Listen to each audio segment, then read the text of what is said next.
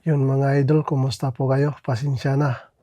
Hindi ko kayo maisa-isa mare-replyan sa sobrang dami niyo nagpi-PM sa akin. At maraming nagtatanong sa akin na mga kapwa ko Pilipino dyan sa Taiwan kung may consultant po ba ako papunta dito sa Canada. Ipapakita ko na sa inyo kung anong pangalan ng consultant ko at anong email nila at ano ang mga requirements na kailangan nila para ikaw ay makapunta dito sa Canada. Ito po yung page nila.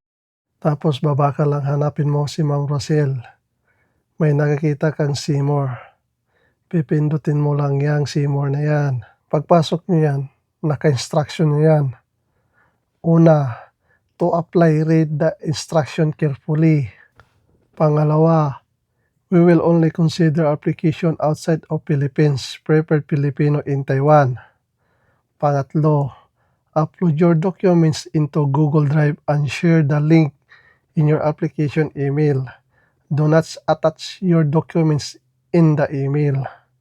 Pang-apat, send to manufacturing@ptpimmigration.com. Pang-lima, subject of your email should read like this: Seafoods 2026, country currently located name. Next naman, dito na tayo sa following documents are mandatory. Una, passport, all pages with visa and immigration stamp. Lahat ng passport nyo na may stamp or immigration stamp, i-scan nyo ulit yan. Next, yung currently employment nyo, hihingi ka ng certificate doon. Next naman yung reference letter, galing sa kampanya nyo. Yung pang-apat, last 3 months pay stub. Yung payslip nyo, kukunin din sa port to port yan, isa-submit nyo yan. Pang-lima, birth certificate. Yung pang-anim, marriage certificate.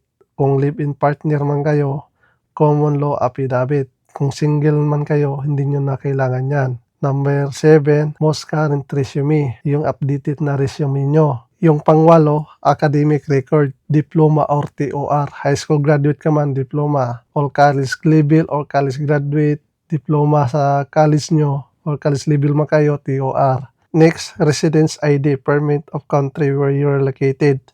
ERC nyo, yan ang kailangan yan.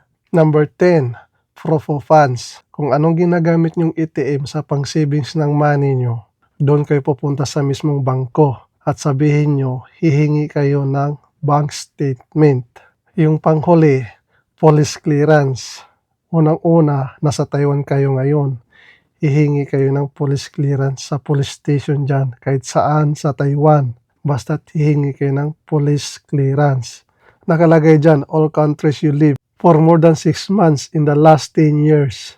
Ngayon, 2026, nasa Taiwan ka, siyempre kumuha ng police clearance kasi nasa Taiwan ka ngayon. Noong 2018, nasa Middle East ka or sa amang bansa ka nakapagtrabaho, kukuha ka ng police clearance kasi i-check nila yan kung may bad record ka ba doon sa pinanggalingan mo. Kaya kailangan mo kumuha ng police clearance. Itong video, tungkol lang po ito sa nakaranasan ko kung paano ako mag-apply. Wala pong alam dito yung port to port or share na video na to kung ano man. Ito'y sinishare ko lang kung paano ako makapag-apply sa kanila at makarating dito sa Canada. At hanggang dito na lang yung video ko. Maraming salamat at huwag kalimutan mag-share at mag-like sa YouTube channel ko. Maraming salamat mga idol. Babu, God bless.